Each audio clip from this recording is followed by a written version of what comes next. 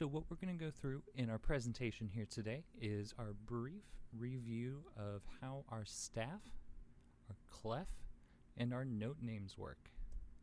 So this will help us read music, but how do we go about reading our music? There are a few things for us to go over. The first thing we'll start with is our staff. What is our staff? Our staff is a group of 5 lines. We can count them from top to bottom or from bottom to top. What does this mean for us? So looking here, we have our example. We have our 5-line staff starting from the bottom. 1, 2, 3, 4, and 5. And on our other side here, we can do that in the reverse, starting from the top. 1, 2, 3, 4, and 5. So that is our 5-line staff. Oh, so this makes a little more sense now. Our staff is our 5 lines there. Is the staff the same for all of our instruments? Kind of. Everyone will have 5 lines, but violins will have a special clef, violas will have a special clef, and then cellos and basses will share a special clef. What is our clef?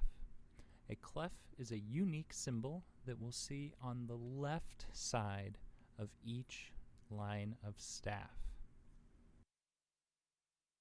So, with cellos and basses, we are going to be looking at our bass clef, or the F clef. So, remember that the bass clef means super low bass. Both our cello and bass play those deep, deep notes.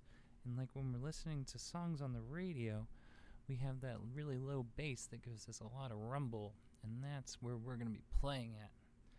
So why is it also called the F clef? Well, it looks like a super fancy little F here, and if we were to draw another line here across the middle, we could see it a little bit better. It's a little backwards, but hopefully you can see it. If you also turn your head to the side, you can see it also looks kind of like a frowny face with a squiggly mouth. So, let us keep moving there. So this is cool and all, but what does this have to do with us reading our notes? Well, remember how we name our notes. We name our notes using letters, but we're only going to use certain letters. We're going to use 7 letters total. Those will be the first 7 letters of our alphabet. So we'll have A, B, C, D, E, F, and G.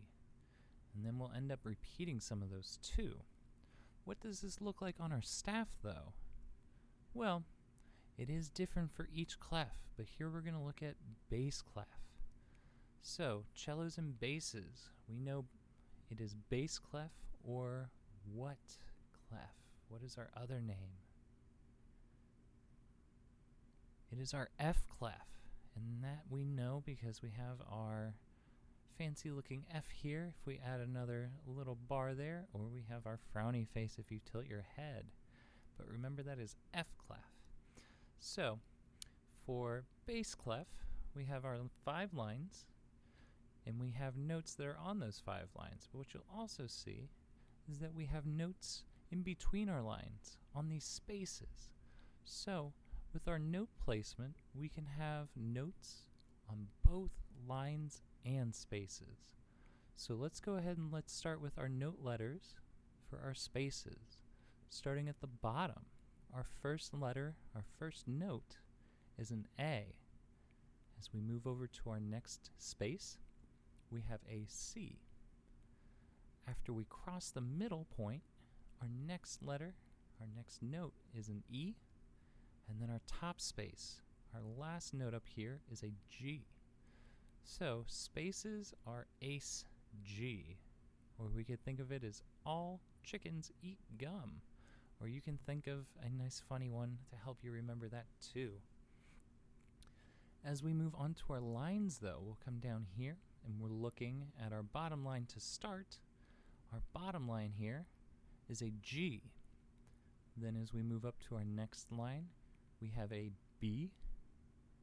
Our middle line here is a D. Our next line up is an F.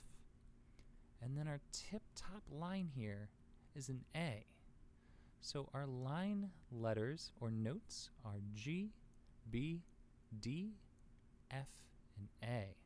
We can remember that as good burritos don't fall apart. It's a nice little food remembering analogy there. So, as we're going through and reading our notes though, what we'll find is we're not just going to read from line to line to line or space to space to space, but we're actually going to go back and forth from a line to a space as we go up or down.